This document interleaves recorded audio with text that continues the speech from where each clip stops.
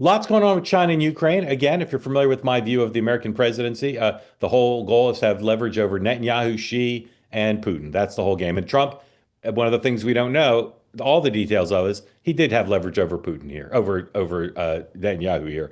Uh, Zelensky's coming on Friday to meet with the president. They say there's some things they want to talk about that they can only talk about in person.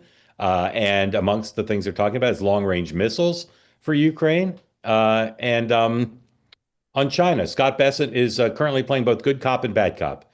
On the one hand, saying the president's still likely to meet with Xi, saying there are talks going on, that there's some Chinese people coming, government officials coming to the U.S. to meet. On the other hand, he continues to say, the U.S. has weapons to fight back. So, Sean, how does the Middle East settlement, if at all, impact the president's attempts with Ukraine and China? Do they give him sway, momentum, something, or unrelated?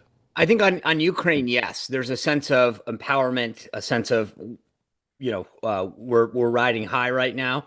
I think that makes him feel good. I think he feels like a deal maker. He saw Europe get behind him and feel like, hey, this goes back to the previous question. See, I told you guys I know what I'm doing. And now it's, hey, let me show you I can do it again. I know how to leverage Putin. Just give me some more time. Let me talk about the Tomahawks, the intelligence sharing, etc.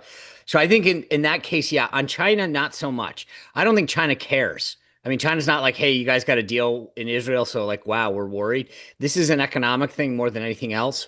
But I will say that at the end of the day, we need this meeting to happen in Korea on the sidelines. I don't think this is to me a first step. It's not going to be a full summit where you get 18 deliverables, but I do think you'll get some breadcrumbs to say we agree to talk about this. We pause the tariffs on this until we meet, but they need that meeting to happen. We cannot escalate the way on both ends. We can on the rare earth minerals or on the export controls.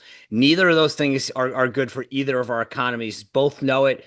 And I think getting a way to say we agree to a 3 month pause until we can meet in Beijing or wherever is going to be important. So, but I don't think China cares about what just happened as much as probably Putin does, because Putin says this guy now feels strong and emboldened, and he's got a lot of things that he can use, and he's about to give away the store to show Europe that he played me.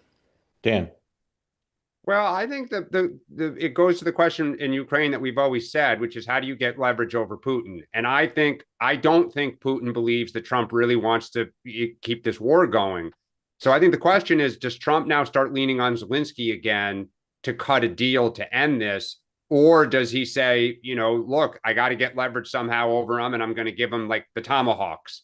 Yeah. And I think in China, as Sean said, we both have leverage on each other. And I actually would say, Sean, China's the opposite, which is they don't want to give Trump more victories because they see it as a threat, as a struggle between the two countries.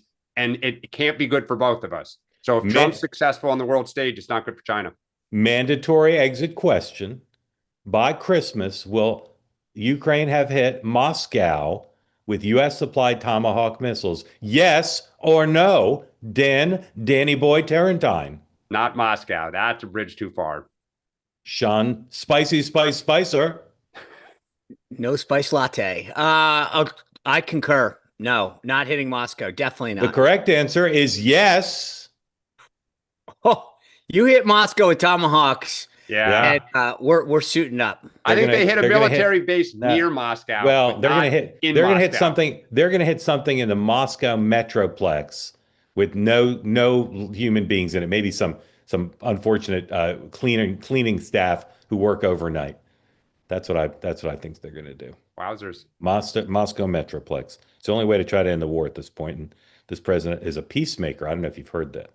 They say that something that's easy is like a walk in the park. Well, easier than a walk in the park, hit the subscribe button, be part of the two-way community, never miss an episode, be part of our conversations. Thank you for your service to America.